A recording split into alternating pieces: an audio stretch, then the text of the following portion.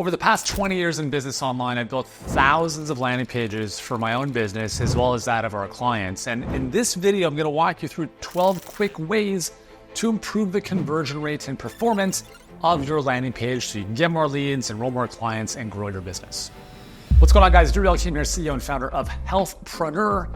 And you are here because you want to learn how to optimize and improve the conversion rate of your opt-in page. I'm actually going to show you in this video specifically the format, the messaging, the nuances to get a lead, so an opt-in. And specifically what I'm going to show you here is for a webinar, evergreen webinar, or if you have a VSL that you have a opt-in form ahead of, this would be very similar to that.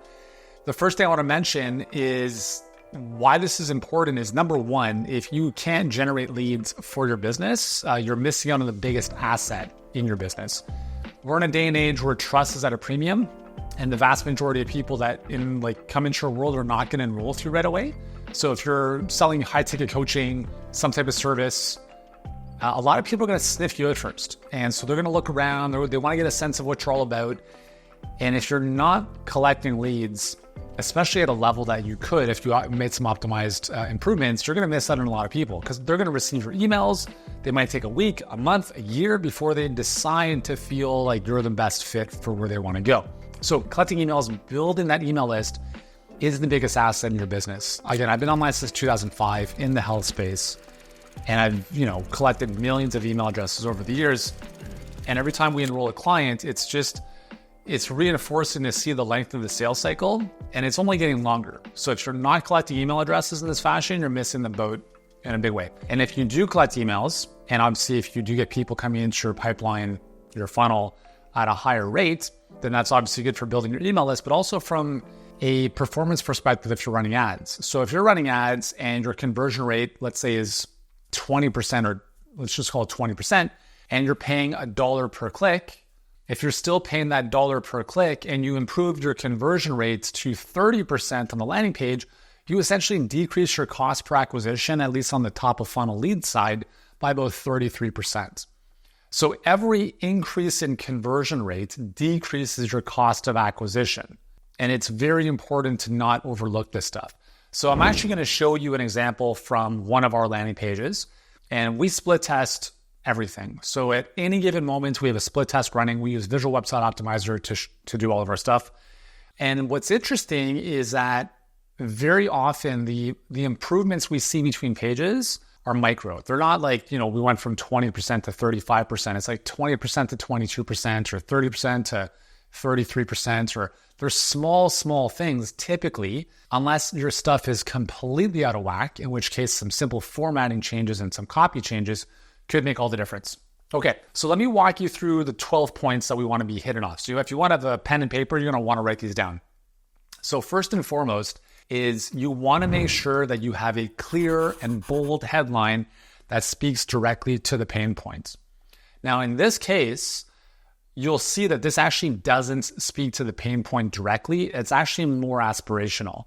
So how to attract perfect clients to scale your online health coaching business like clockwork in 2024. That's actually speaking a bit more to the aspiration of what someone wants. If I were to reverse that and really address the pain point, I might say something like, tired of dealing with tire kicking, non-committed leads, use this pipeline, so I can start with problem and I can say, use this thing to transition. I'm not going to get into a whole class on copywriting here, but just understand that the headline is very, very important. And that of all of the things that you test, it's the most important. Now, actually, what I'm sharing with you here is the mobile layout. And I'm sharing the mobile layout with you because 90% of your traffic is going to come from mobile. So it doesn't actually make a lot of sense to look at the desktop version and start to think you have to lay things out differently, because it's not going to make any difference for your conversions. In a mobile view, everything is straight down, right? Top to bottom. And that's what the vast majority of people landing on your site or your page are going to be experiencing. So that's what we're going to focus on here. Cool. So number one is we have a clear, bold headline that speaks directly to the pain point or the desire that the prospect wants. Now, the second thing is we're going to use in this case, a pre-headline. So what the pre-headline does, or some people call an eyebrow in the world of copywriting, what the pre-headline does is it very quickly says who this is for and who it's not for. So you can see here, free masterclass, because I haven't clarified that this is a masterclass. Like if you landed on this page, you wouldn't actually know, is it a PDF? Is it a masterclass? There's no yes, I want to watch the masterclass. So I'm restating that, or I'm stating it at least here. It's like free masterclass for experienced health professionals earning over $5K per month and seriously will scale their online coaching business now. That's who this is for. So if you're not that person, leave this page. That's what we're trying to get at here. Now, it's never perfect. You'll get people like, yeah, cool, whatever. I'm going to opt in anyways. But at least you're clear about who this is for. So that's number 2, is the pre-headline is about qualifying who this offer is for. The third piece is the sub-headline. And the sub-headline, I like to really use 2 things. There's 3 ways you can do this. One is benefit-driven, so you can.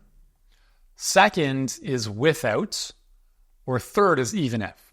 So for instance, if we played on this headline, so how to attract perfect clients and scale your online health coaching business like clockwork in 2024, so you can travel the world, reach, teach, and influence more people, like that would be a benefit-driven sub-headline. Okay, so it's sub underneath the main headline. Without is, what are the things that your target market doesn't want to do? So in our case, without being glued to social media, sending hundreds of DMs or running exhausting launches, those are 3 of the big things that our audience, our clients don't want to do. And we don't really teach that stuff in our main coaching program, so we put that in there. And then you'll also notice I've snuck in the third one here in this one sub-headline, and even if no one's ever heard of you. So the second, the without, is more about the stuff they don't want to do, even if. Think of even if as the objections or skepticisms for why someone might think this wouldn't work for them. So if I just said, if I removed this and it was ... even if no one's ever heard of you, what that does is it removes the whole idea of what if I don't have a large following? And so that's what we're trying to get rid of here. Now, what I've done is I've combined the without and even if into one sub-headline. So you can test them independently. So when you're setting up a split test, you can have one version that says, so you can, so that. Version 2 is without. Maybe version 3 is even if. And you can see which one pulls in the best types of leads that eventually down the funnel become paying clients. So, for instance, if you are helping somebody lose weight and, it's without spending all day in the gym, without, cutting calories, without giving them donuts, the more specific you can be here, the better.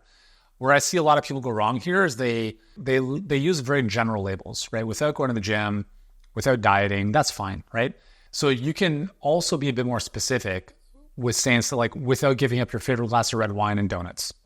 If you're more tangible at that, it's going to be a little bit more compelling. And again, the even if is really think of what's the excuse that someone would give me about why they can't do this, right? So the best even if for me to use here, which I would never use because it's not the type of person I want to attract, but even if you have no money, right? So can you imagine that? How to attract perfect clients, blah, blah, blah, blah, blah, even if you have no money, even if you're dead broke, even if you don't have $1 to your name. I would attract a tremendous volume of people coming through, but they'd be the worst possible people. So you got to think of when you're using the even if, you got to really think of, am I removing the very obstacle that I need to have in place to add a bit of friction so only the best people come through? For me, I don't care if someone has a following because I know that my system can help them grow their business even if they have no online presence. But if I had a system that required them to have an online presence, I wouldn't use that because then it's that defeats the purpose.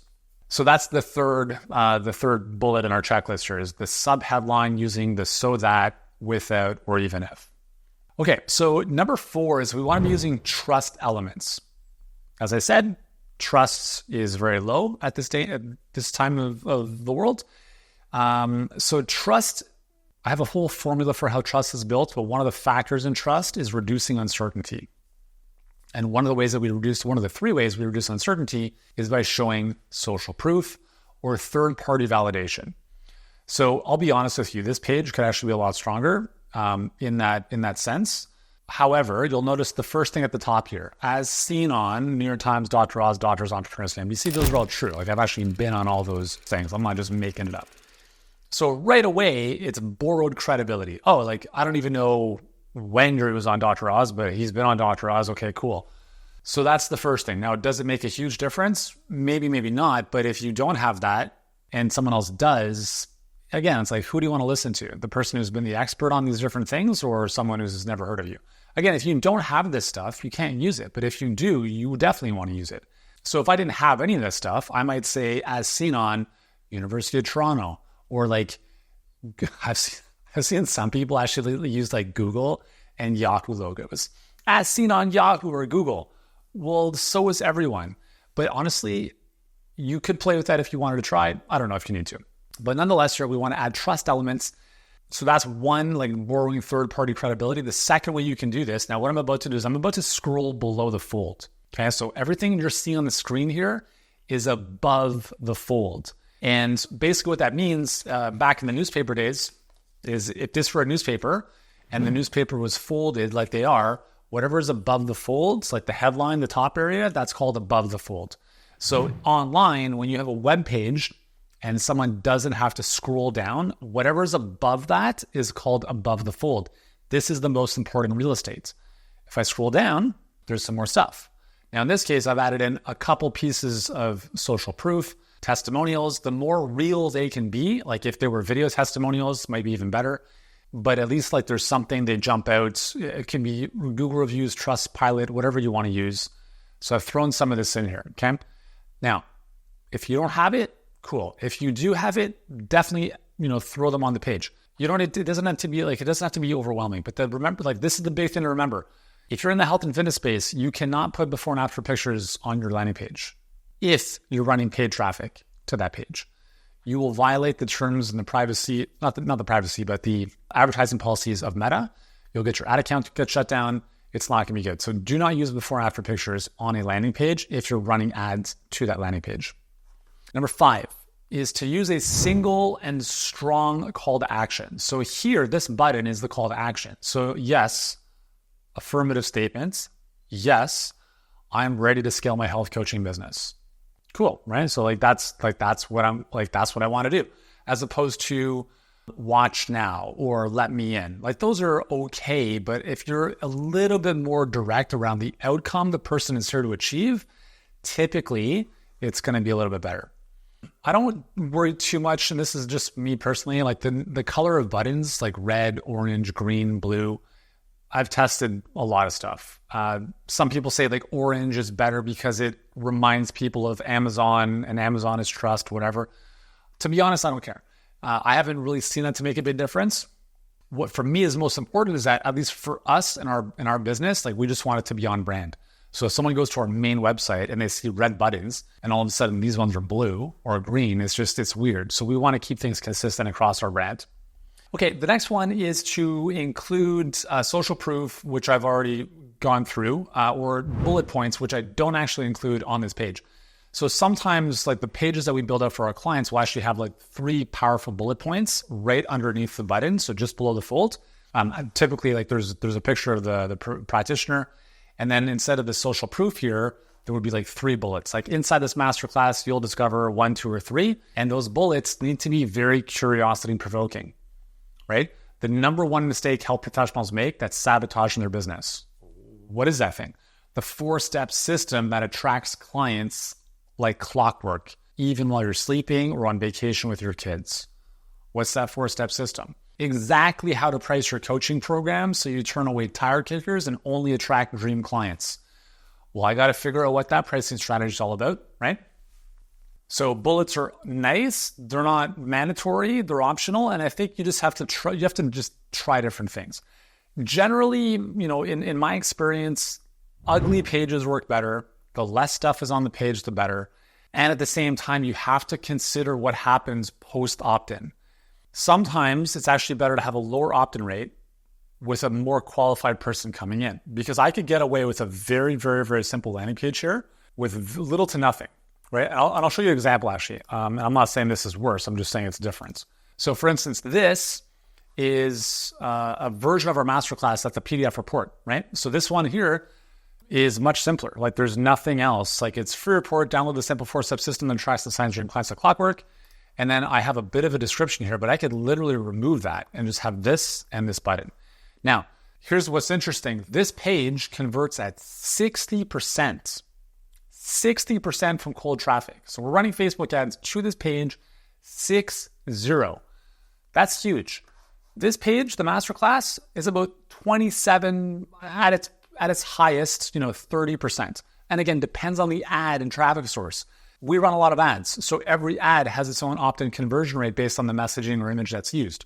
So on average, we'll call it 30% just to be clean. 30%, 60% on the PDF. So you might say to yourself, well, why would I ever run traffic to a webinar if I'm getting double the number of conversions to a PDF? That's a very valid question, and this is where I differ very strongly compared to a lot of other people in the marketing space. I don't want cheap leads, right? Like, you get what you pay for in life. If you want the most, make it easy. Yeah, throw together a PDF, throw together a cheat sheet. If you want the best, make it hard. And I'm not in the business of getting cheap leads and tire kickers, and nor are our clients. Our clients are busy health practitioners who don't have all day to waste with people who don't want to do anything. So we're very, very aware of the context that happens before the opt-in. Long ads, long videos like this. Do I want someone to watch a 15-second video on TikTok and expect them to do something? No, screw that. I want people to consume thousands of hours of my content, so it doesn't even matter what the next page is. So generally, if you're looking for higher ticket clients who are wanting to do something relatively soon, you want to build the quote-unquote mousetrap, and that's probably a terrible analogy to use, but you want to build the pipeline, build the funnel in such a way that attracts those types of people. And again, when you are running traffic or ads to a landing page with an offer, if you have a masterclass or a VSL or a longer training, you have to sell more to get them to opt into the thing. Because what they're doing is they're trading their time here. They're not giving you money, but they're giving you their time. So in their mind, they're thinking, man, I got to watch this thing, don't have time, blah, blah, blah. Everyone's got time. Everyone's watching 7 hours of Netflix every week, whatever it is. They have time for this if it's important. So you will get more committed people if you have a more commitment-based type of lead magnet, whether it's a webinar, training, etc. Generally, if you have a PDF or a cheat sheet, you'll get more leads, higher conversion rates, but generally, those leads are less committed potentially. Now, you can obviously overcome some of that stuff on the back end in terms of how you nurture, what the offer could be on the back end, etc. But just top of funnel, I just want you to be very aware that it's not just about the opt-in rate. It's about the context that is being set so that when people come in, they're like, cool. As an example, so let me just get back on track here. So we talked about number 6, I think, including social proof for bullets, which we talked about. The other thing I want to mention is putting in just who are you? If you have an image of you, and I'm going to come back to this image specifically in a second, and then you'll also notice that there's this. This is when I used to have eyebrows. I lost my hair when I was 17, and then I painted on fake eyebrows for a bit, and don't worry about it. You can watch my other videos for more about that. Anyways, so what this does is potentially having this on the page could potentially hurt conversions because there's more stuff on the page. But again, context, I want people to know my name. Oh, Yuri, that bald guy, cool. On this page, there's nothing. So they come in and they don't know who I am. On this page, at least they've seen my face, and if they want to read it, they're like, oh, cool, CEO, blah, blah, blah, 500,000 people to better health, awesome, whatever. Now there's context. So maybe it decreases conversion, but the buy-in potentially of the people who opt in is greater.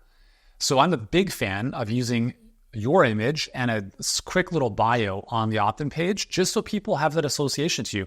Because people buy coaches, not just coaching. Now, so you want to include a picture of yourself that looks professional, but friendly, and a quick little bio that really just edifies you. Okay, so this is where you put in all the stuff like Dr. Oz, Harvard, whatever. It doesn't have to be a story. A couple paragraphs, 2 paragraphs at the most is more than enough. So here, the reason on mobile, this doesn't make as much sense. On desktop, this page is actually aligned, the headline's aligned left and the image is on the right. In mobile, we just kept it in there. Now, what's interesting about this photo is, again, it's a reminder of who's hosting this masterclass, because unless they scrolled all the way down, they wouldn't know. So I'm trying to keep it relatively close to above the fold. So hosted by Yuri, CEO and founder of Healthpreneur, world's leading business venture for health professionals.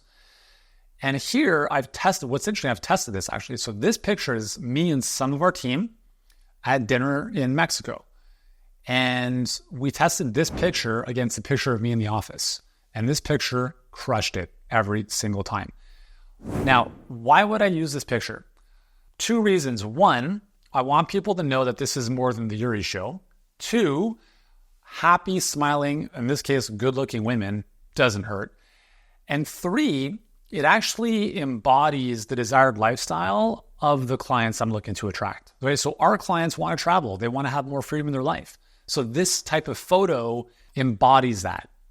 Beautiful location on the Pacific, dinner with friends. It's an implied image of like, this is the life you could have because this is the life that I live.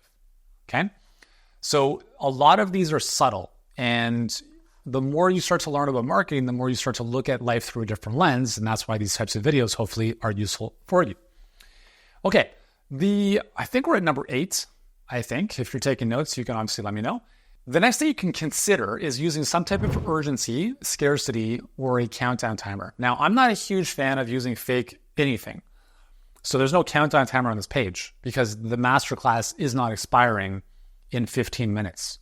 So we've been running ads for 7 years for this offer. It's going to be around for a bit. I'm not going to put in some fake nonsense. There's no get it now, there's only 4 spots left. I don't do that stuff. It's probably why I've been in business for 20 years. I don't do shady shit. Now, here's what I did do. When someone clicks on this, and I'm telling you, this is a game changer. Okay. So 2-step, right? Which means click the button, pop-up opens up, first name, email, optional phone number. Now I'm going to talk about this. So here we're using scarcity in the form of an exchange. So name and email to get the masterclass. Cool. But you can choose to leave your phone number if you want this additional guide in which I'll walk you through the stuff I talk about in the masterclass in more of a PDF format. I call it a white paper in this case. Now, what's powerful about this is that of the people who opt in, 65% of them volunteer their phone number to get this, and almost all of them are legit phone numbers. Why is this important? Now, again, I don't know where you are in your business journey, but if you have a setter who can then call new leads, this becomes a game changer for your business.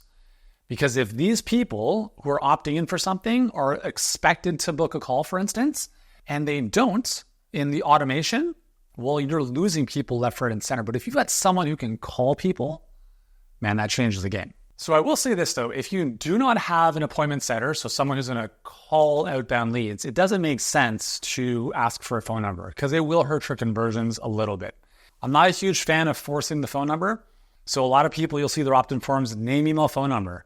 Guess what people do? They leave garbage phone numbers in there. I've done it. People do it. So what we're doing here is you will get this thing via text if you give me your phone number. So why would someone give me a bogus phone number? Because they're not going to get it otherwise. And that's why we get so many good, valid phone numbers by using this. So that is how you can use a bit of urgency, scarcity in the form of you can get this additional thing in exchange for a phone number, but that's kind of how we're using that in this case. I'm not a huge fan of fake timers and stuff like that. It's not worth it. It's just people see through that stuff. The next piece to that is, we're at number 9, I believe, is just going back to the form here. Just keep the form simple, okay? So again, if I didn't have this bonus white paper in here, what it would have looked like is first name, not full name. The more information you ask of people, the lower the conversion is going to be. But again, if you ask for more information and less conversion, you'll get more commitment, right? So first name, last name, marital status, number of kids, mother's maiden name, SIN number, date of birth, where you live. If someone gave you all that information, they might as well just give you your credit card at the same time, okay? But that's not what's happening here. So it's going to be first name, email, button, done. And then you're going to want to have a reminder down here. Promise not to share, just some kind of privacy thing, right? Like your information is secure, whatever, just so they understand that there's no nonsense happening. Okay.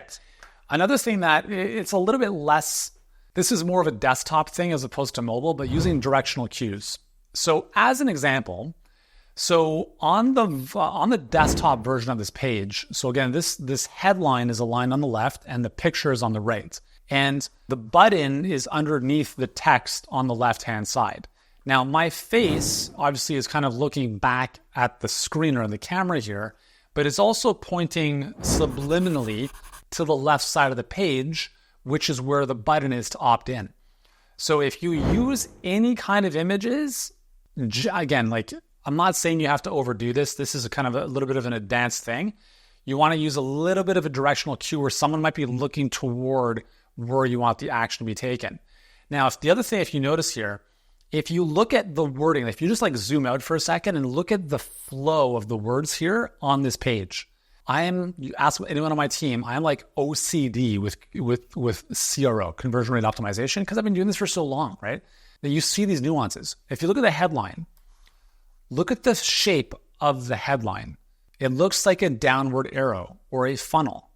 And again, the goal there is, number one, to make it easy on the eyes.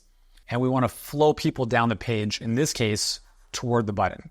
On the desktop version, it's not so much laid out like this because it's more aligned left, but the picture's on the right, looking back towards the left where the button is. In addition to that, is spacing. I think Apple does an amazing job with visual white space, because here's what happens is you go to a page and instantly your brain is like, shit, this is overwhelming. Like it's too much stuff. Like it's too packed, it's too wide, there's no spacing, and it becomes extremely overwhelming. When that happens, it triggers fight or flight, and that means fight, flight, or freeze, which essentially means I'm not opting in.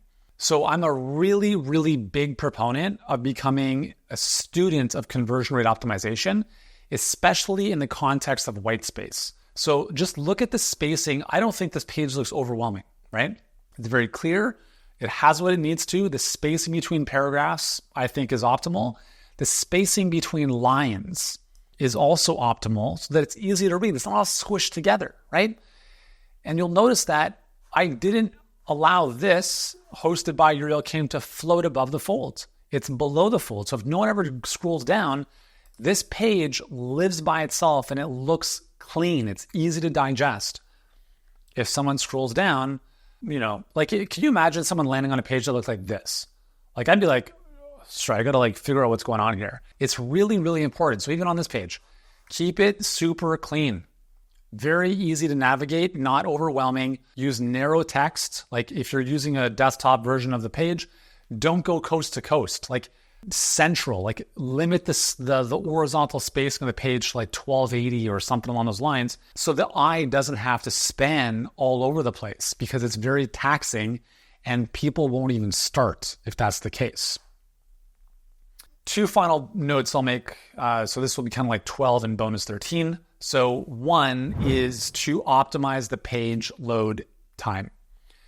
You can just type into Google page load speeding tester. I think Google has one. And you can take your landing page and throw it into that to look at how fast the page loads. Because you'd be surprised, and you probably experienced this. If 100 people click on a link to go to your page, especially from an ad, not all 100 people load the page.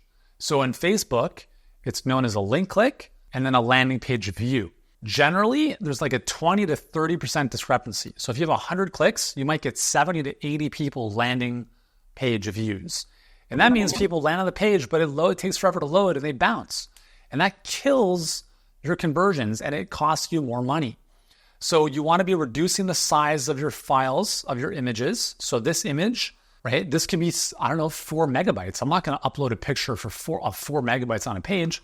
So I use a site called tinyping.com. Upload the image here. It'll compress it without losing the quality by like 20x. So that's the first thing. Any images you use, compress them majorly, because images take up a lot of loading. Same with if you have any videos or whatever, but again, keep it clean. So all of these are images. They've all been compressed to their maximum. You don't want to have a huge amount of JavaScript or extra text, but if you run it through a page load speed test, it'll show you what is clunky and what's picking up a lot more. Like, where's the anvil? How is this so clunky? But if it loads quickly, it'll give you a score, like an A or a B plus or an F or whatever it is, and just make changes to increase that score because it makes a huge difference. Final thing I'll mention, and I kind of alluded to this earlier, is context is everything. Okay, context is everything in the world of marketing. What people see before the offer dramatically affects the conversion rate of the offer. There's a great book somewhere on my shelf here, Persuasion, Robert Cialdini. If you haven't read this, you're losing money. The whole book can be summed up into what I just said. What people see before the offer greatly impacts the conversion rate of the offer. Therefore, what people see in the ad or in the content, even before they go to the landing page, is going to greatly impact the conversion rate of the landing page. Like this same landing page from Instagram, for us, converts higher than it does from Facebook ads. Why? Because people organically on Instagram know, like, and trust me a little bit more because they've seen my stuff. So if they click on the link in bio, then, well, naturally, like, I trust this dude, I'm going to opt in for the thing. Same with YouTube, right? If people come from YouTube, there's way more affinity, way more trust. And so that context is really important. So it's never just the opt-in page or the landing page in isolation. And I want you to remember this. And this is something I share with my clients all the time. It's never, like in marketing, there's never just one thing in isolation. It's like the human body. Everything impacts everything else. You can't remove your liver without having negative consequences somewhere else in the body. And it's similar here. If you run really, really short ads, one sentence, click the link to get the thing, and they land on a landing page, your conversion rates will be atrocious.